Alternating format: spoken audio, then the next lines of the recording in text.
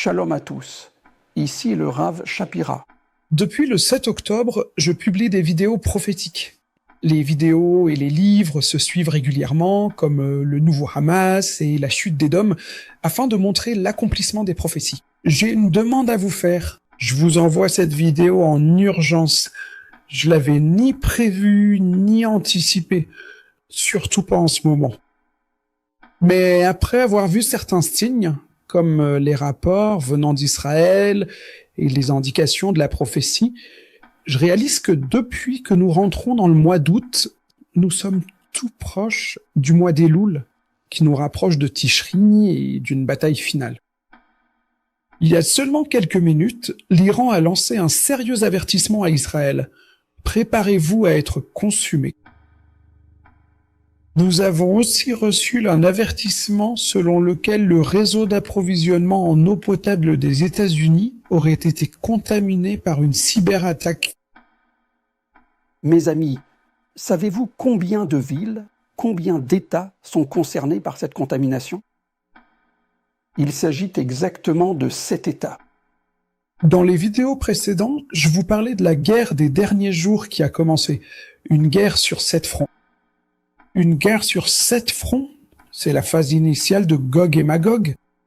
Et maintenant, aujourd'hui, nous apprenons qu'aux USA, il y a une attaque sur l'eau potable dans 7 États. Ce n'est ni une coïncidence, ni une erreur. La prophétie des 7 a également une importance pour nous en tant que croyants. Le Seigneur m'a demandé de partager avec vous tous aujourd'hui ce passage dans le prophète Ésaïe 4, verset 1, ainsi qu'un extrait de mon prochain livre, Mille Remet à Emouna.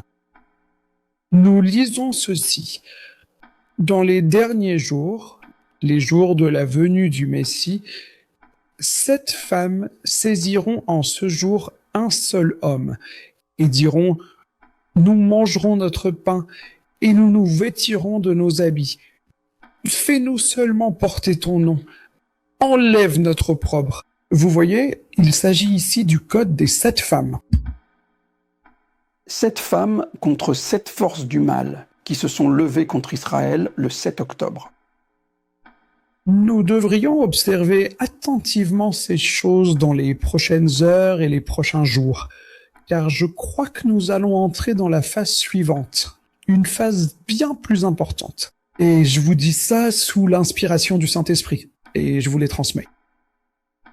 Mais quel est donc le message profond de ces 7 femmes? Elles s'exclament d'une seule voix « Enlève notre opprobre ». En hébreu ancien, cette expression « enlève notre opprobre » contient en fait un code caché avec le nom d'une personne bien spécifique. Le mot hébreu « enlève » est le mot « assouf ». Ce mot a pour origine étymologique le mot « asaph » qui est étroitement lié au nom de Yosef, c'est-à-dire Joseph. Les rabbins d'Israël nous ont enseigné qu'il s'agit là d'une prophétie sur la venue de Yosef dans notre monde. Et cette venue de Yosef dans le monde est en rapport avec le chiffre 7. Et aujourd'hui, nous entendons à nouveau parler d'un chiffre, 7. Cela nous donne des frissons. Yosef arrive, le Mashiach arrive.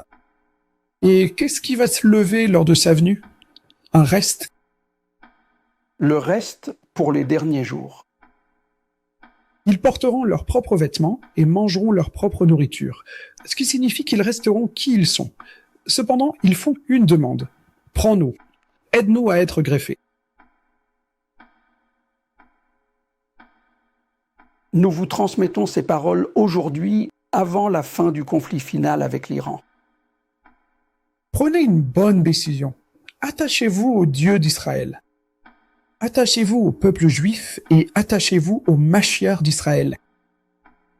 J'encourage tous ceux qui le peuvent aujourd'hui à faire un don de $18. 18 correspond au mot raï, la vie. Soutenez le peuple juif et faites partie de cette prophétie. Nous sommes dans le dernier cycle du 7. Il a commencé. Êtes-vous prêts pour le dernier tour et pour le cycle final? Tenons-nous ensemble dans la vérité pendant ces jours importants.